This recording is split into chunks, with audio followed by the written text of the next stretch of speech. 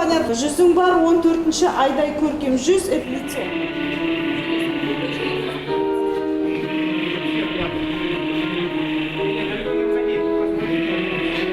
Астыңғы шек асты ашық болады, үстіне соль дыбысын басамыз.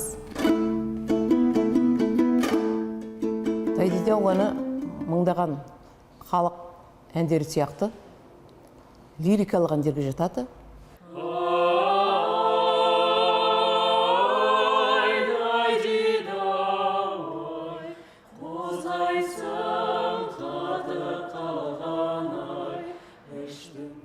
Енді өзіңіздің дайдидауыңызды жазып, бізге жіберіңіздер. Жобамызға қатысты толық ақпарат Киелі Жетісу KZ сайтында.